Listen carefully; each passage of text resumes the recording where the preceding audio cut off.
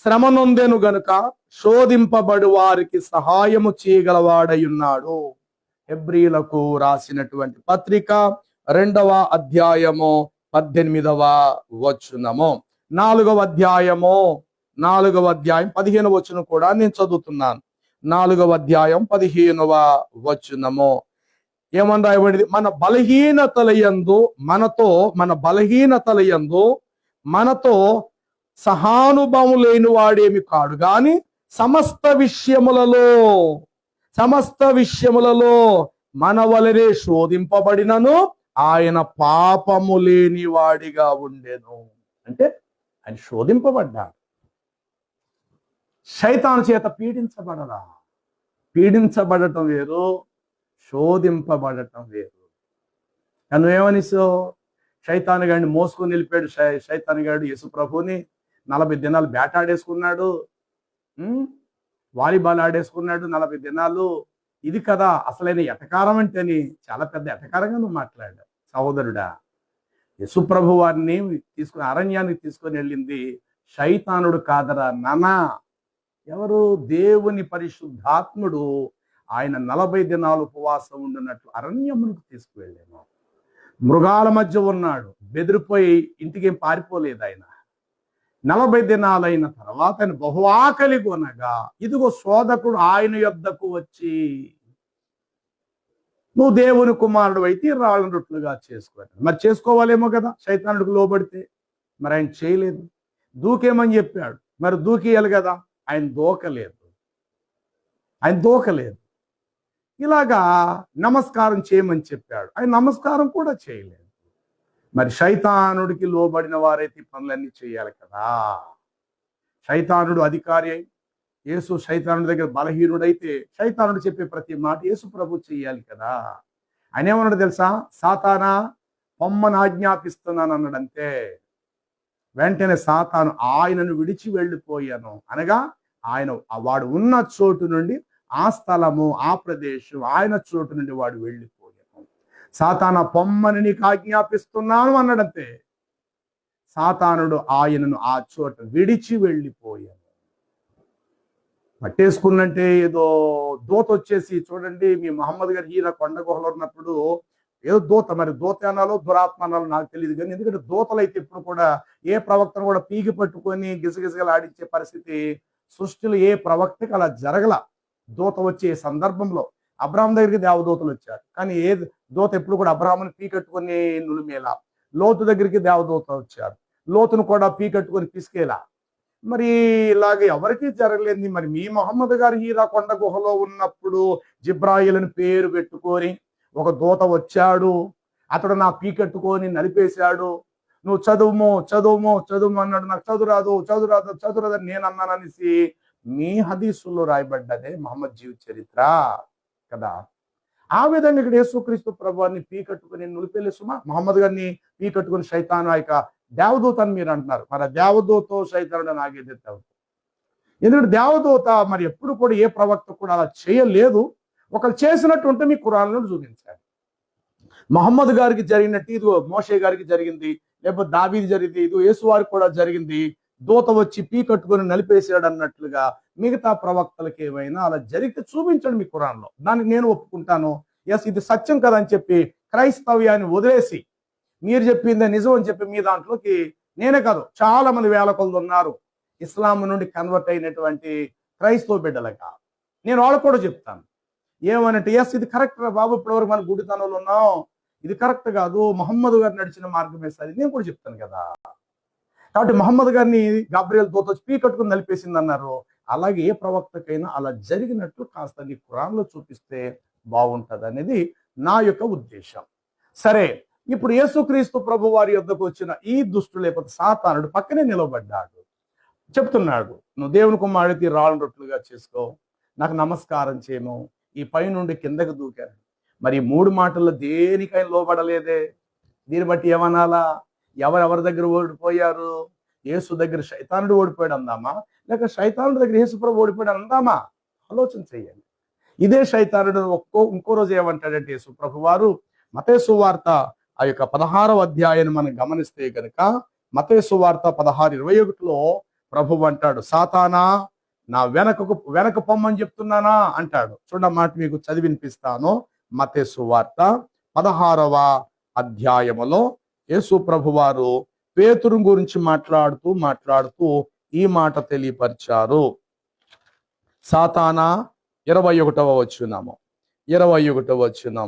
అప్పటి నుండి తాను ఆ యొక్క యెరూషలేమునకు వెళ్లి శాస్త్రుల చేతను పరిశీల చేతను ఆయన శోధించబడుటకు హింసింపబడుటకు తిరిగి ఆయన చనిపోయి 3వ దినమున సమాధి నుండి తిరిగి లేచుటకు ఆవశ్యకము అని చెప్పాను. అయితే పేతురు ఇలా అన్నాడు, ప్రభువా నీకు మరణము దూరమవునుగాక అని చెప్పాను. అందుకు యేసుక్రీస్తు ప్రభువారు ఇట్లా చెప్తాడు, ఏమని? పేతురు ఆయన చేపట్టుకు ప్రభువాది నీకు దూరమవునుగాక అని అనెను. అందుకు ఆయన గద్దిస్తూ ఇట్లా పేతురు వైపు తిరిగి, సాతానా నా వెనకకు పొమ్ము, నీవు నాకు అభ్యంతర కారణముగా ఉన్నావని చెప్పి 21వ వచనం నుండి 23వ వచనం వరకు మాటలు రాయబడ్డాయి. సందర్భం అది. అక్కడ కూడా ప్రభు చెప్పాడు, సాతానా పొమ్మని ఆజ్ఞాపిస్తున్నాను. వెళ్ళిపోయాడు, అతను విడిచి వెళ్ళిపోయాడు. అంటే ఉద్దేశాలను రేకెత్తించే పని చేసేవాడు. అంటే సిలువ మరణానికి వెళ్ళవలసిన వాడిని వెళ్ళనీయకుండా ఆపే ప్రయత్నం చేయటానికి చాలా పన్నాగాలు పన్నాడు. ప్రభు అంటాడు, మనుషు సంగతులు ఆలోచిస్తావు, దేవుని సంగతులకి నువ్వు అభ్యంతరంగా ఉన్నావు, సాతానా వెనక పొమ్మన్నాడు. సాతాను వెనకపోయాడు.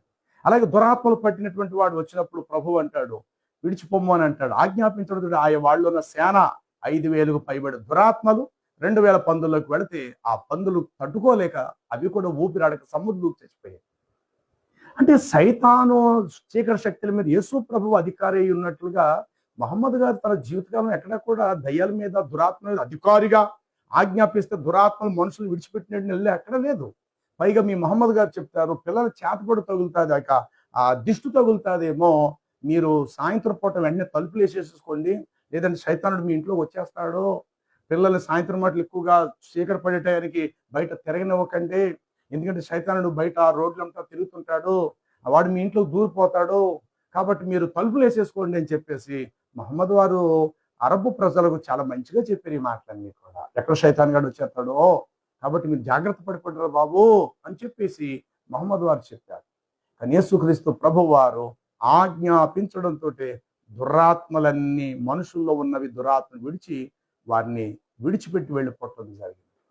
కాబట్టి సహోదరుడా, యేసు ప్రభు వారిని సైతానుడు వేటాడుకోలే, మహమ్మద్ని ఆడేసుకున్నాడు.